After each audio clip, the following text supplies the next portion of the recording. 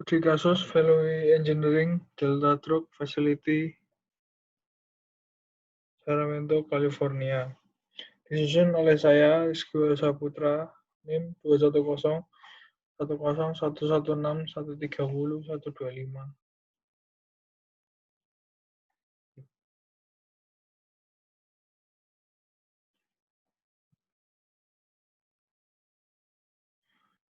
Deskripsi proyek. Ya, proyek ini berfokus pada alternatif untuk kanal periferal yang disusun sebagai solusi untuk memotong Sacramento dan San Joaquin River Delta untuk mengalirkan air sungai Sacramento lebih langsung ke delta selatan. Lalu proyek ini mengusulkan kanal baru melalui bagian utara delta. Kanal baru ini akan dibuang ke delta tengah, dan tujuannya adalah untuk meningkatkan outflow neto di delta dan untuk mengurangi salinitas di lokasi ekspor di delta selatan dengan mengurangi intrusi air laut. Ini adalah lokasi proyek Sacramento yang di California. Bisa dilihat gambarnya. Tujuan melakukan penelitian ini menentukan pertama ya, satu menentukan kelayakan teknis dari rencana yang diusulkan termasuk dampak perikanan. Yang kedua, rekomendasikan penyelesaian yang disukai. Yang ketiga, memberi kriteria yang relevan untuk desain dan konstruksi. 4. Berikan kriteria yang relevan untuk operasi. Ini adalah tim studi value.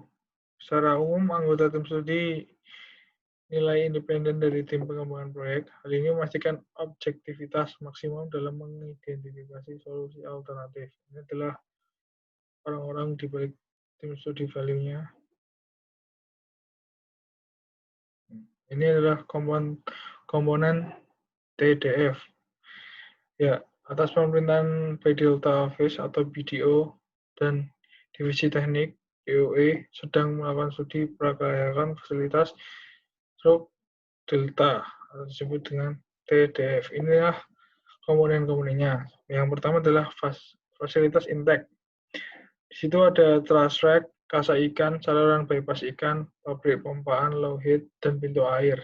Yang kedua ada struktur outlet, yang di dalamnya ada perangkat disipasi energi. Yang ketiga ada jembatan, Highway 160, Lambert Road, Southern Pacific Rail, Jalan Twin Cities, Lower Road, dan Walnut Grove Downtown Road. Yang keempat ada kanalnya sepanjang sekitar 12 mil. Yang kelima ada Siphonstone Lake Drain, Lost Slope, dan Sungai Mokelumne. Yang keenam ada Delta Slope Enlargement, Beaver Slope, South for Mokelumne River antara Beaver Slope dan Terminus Island. Ini adalah geometri kanal TGF. Gunanya dirancang untuk membawa keluarnya 400 CFVS. Kanal akan berbentuk trapesium untuk menghindari erosi tanggul dan kanal. Kecepatan maksimum yang diizinkan dalam kanal ini dibatasi hingga 2,5 kaki per detik. Dengan dalam kanal akan miring ke 3h/1v, 3 horizontal banding 1 vertikal. Terus kemiringan ini akan dipertahankan dari dasar kanal ke atas tanggul. Seluruh kemiringan bagian belakangan tanggul akan miring ke dalam 2h/1v. Kemiringan longitudinal kanal diatur ke 1 kaki per 1000 kaki atau 0,0001 dan koefisien Manning N diatur ke 0,025. Dalam kondisi ini, lebar kanal di pangkalan sekitar 110 kaki. Itulah gambar geometri kanal TDF.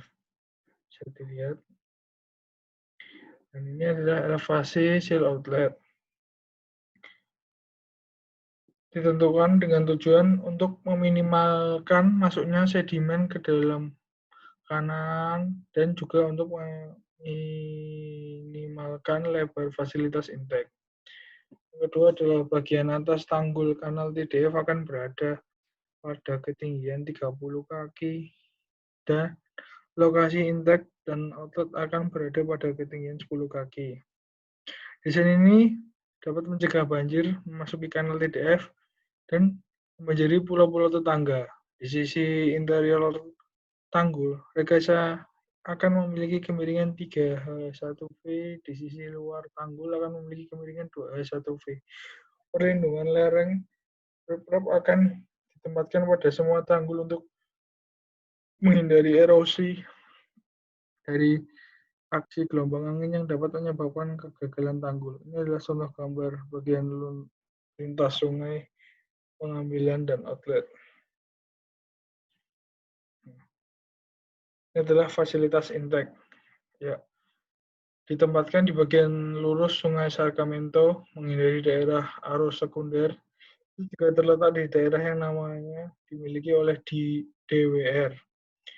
Nah, fitur utama dari sistem asupan adalah yang pertama, deflektor sampah terapung, lalu jembatan utama, jalan layanan, pintu banjir, truss rack, sekat ikan, dan kanal bypass, dan pabrik pemumpaan. Ini adalah gambar fasilitas intake. Nah, ini adalah tabel jembatan utama dan sifon sepanjang penyelarasan TDF. Yang pertama ini ada struktur jalan raya, satu lampu jembatan, kemudian lokasi 0, keterangan jalan raya utama, jembatan, Waterloo, dan sebagainya. Ini adalah biaya proyek. Perkiraan biaya awal proyek TDF adalah sekitar 360 juta dolar. Perkiraan biaya ini tidak termasuk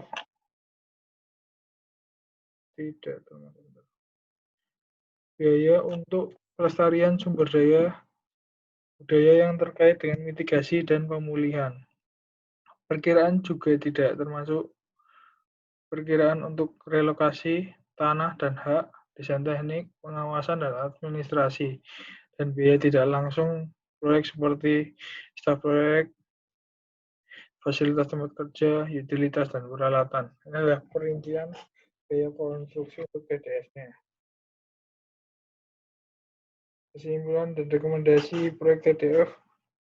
Proyek TDF membayangkan mengalihkan 400 CFS air sungai Sacramento ke South Mokelumne River. Komponen proyek termasuk fasilitas intake, kanal sepanjang 12 mil, 3 sifon, 6 jembatan, dan struktur outlet. Fasilitas terkait di intake termasuk bom sampah, pintu air dan rak sampah, layar ikan, saluran memotong, dan pabrik pompa. Studi tingkat prakelayakan menyimpulkan bahwa berdasarkan evaluasi saat ini, konstruksi proyek TDF dimungkinkan dengan risiko-risiko yang dapat diterima. Perkiraan biaya proyek adalah sekitar 360 juta dolar. Analisa biaya proyek. Dinilai diberikan tingkat ringkasan perkiraan biaya konstruksi 9 item, bagian dari laporan draft memorandum proyek tertanggal Maret 2007. Selain itu, perkiraan terperinci yang lebih baru juga disiapkan oleh DWR disediakan untuk mendukung angka-angka ini. Dokumennya bernama Isolated Facility Insights Canal by Data System. Perkiraan biaya konstruksi. Tanggal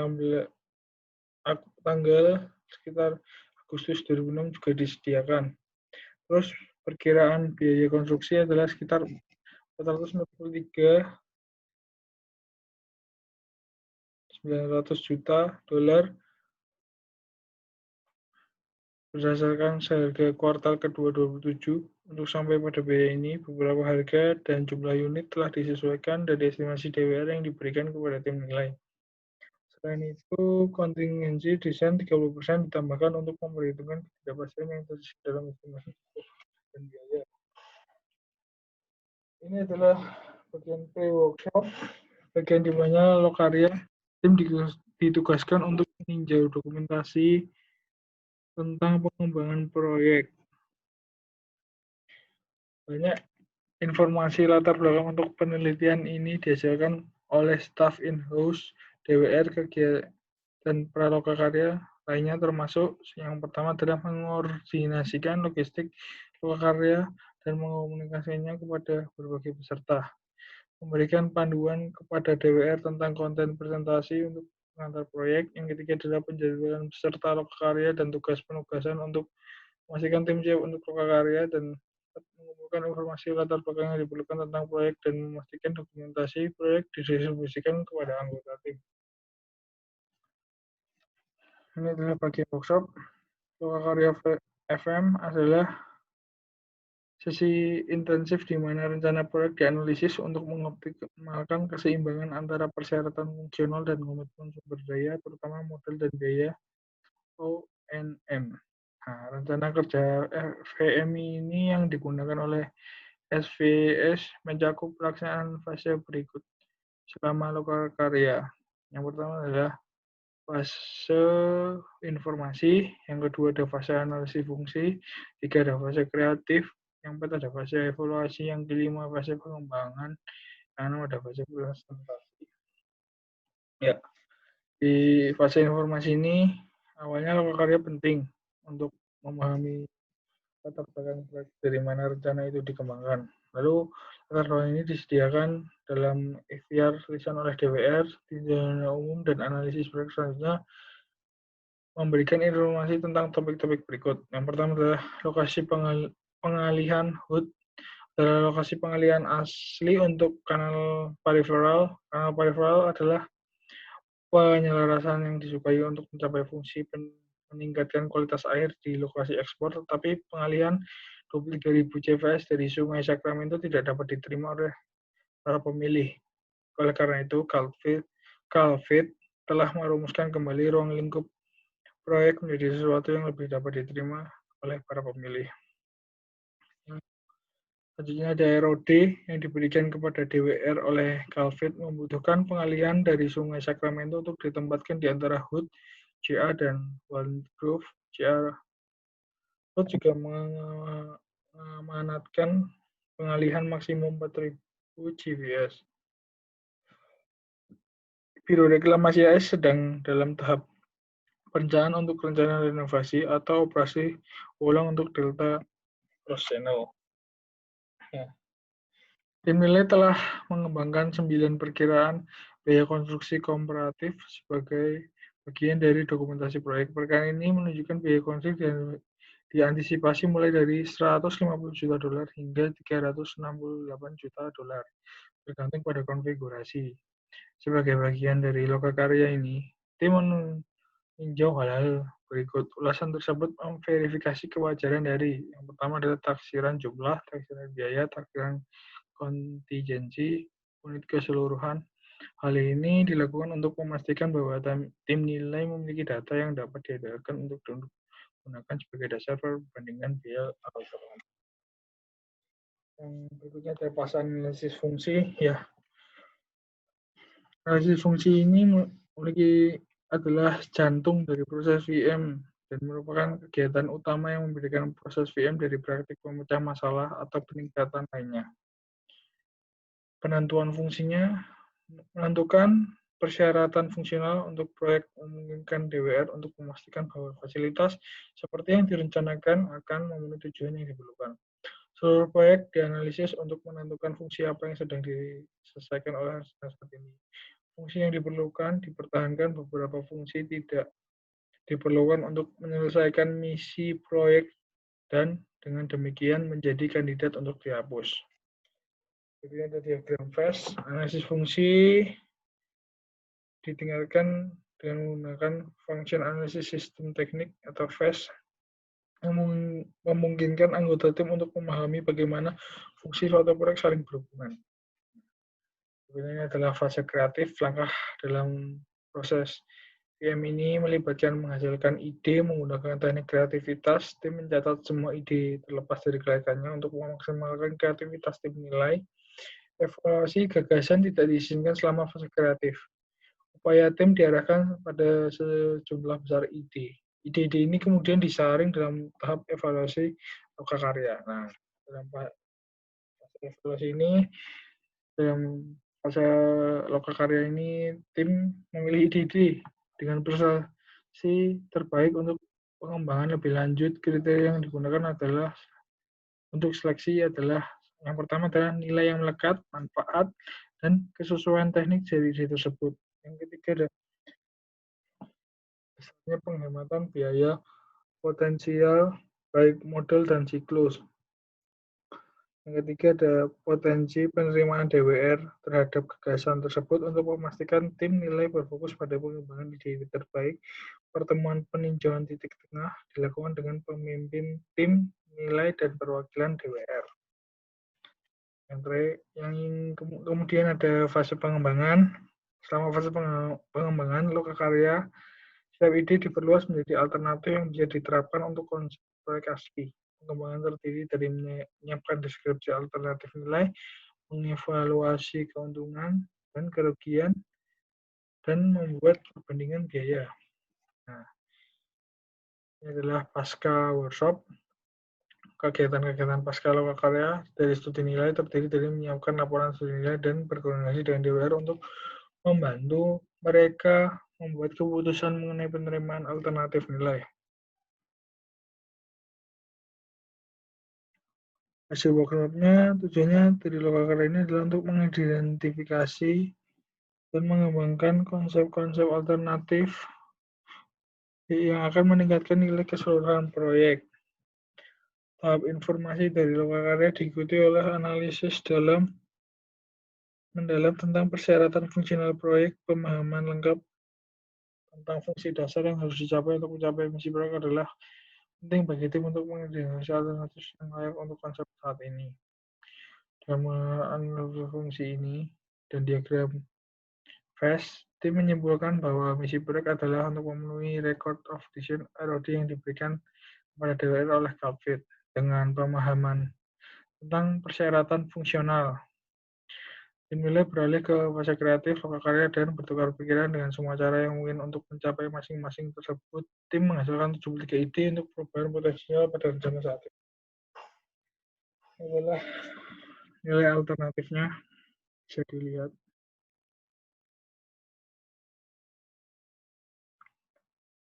Nah, ini keuntungan tambahnya. Berikut adalah beberapa manfaat yang direalisasikan dari penelitian ini. Yang pertama adalah tim nilai mengembangkan strategi untuk mengatasi masalah lingkungan dalam proyek seiringnya perkembangan proyek. Tim nilai juga mengembangkan diskusi tentang masalah ikan terkait dalam pengalihan di Sungai Sacramento yang akan memberikan informasi berharga kepada tim perkembangan proyek saat mereka mulai merancang.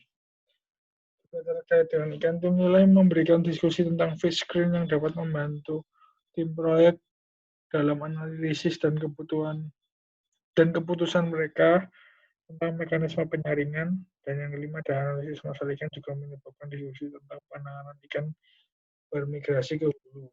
Nah, ini ada resolusi alternatif. DWR atau Departemen Water Resource telah meninjau berbagai alternatif yang disajikan dalam laporan ini dan telah memutuskan untuk mengevaluasi lebih lanjut alternatif CF4, CF10, A, B, C, CF15, CF19, dan CF38 dengan permodelan tambahan untuk menilai dampak hidrolik dan dampak pada pengurangan salinitas. Hasil pemodelan ini akan dianalisis dalam studi prakelayakan. Tujuan dari penelitian ini adalah untuk mengurangi lebih lanjut jumlah alternatif yang akan dievaluasi lebih rinci dalam studi kelayakan penuh dengan kualitas truk. Inilah kesimpulannya. Yang pertama, meskipun alignment saluran yang diusulkan untuk fasilitas truk delta tampaknya menjadi solusi yang layak, itu bukan alignment yang menjadi pilihan utama. Alignment ini membutuhkan pembangunan kanal baru yang sangat mahal. Ada beberapa lokasi lain di mana air Sungai Sacramento dapat dialihkan, di mana secara substansial akan mengurangi biaya. Evaluasi lebih lanjut harus dilakukan pada pengalihan air pada delta cross channel yang kami percaya akan memiliki pengaruh pada pengurangan salinitas dengan biaya yang jauh berkurang.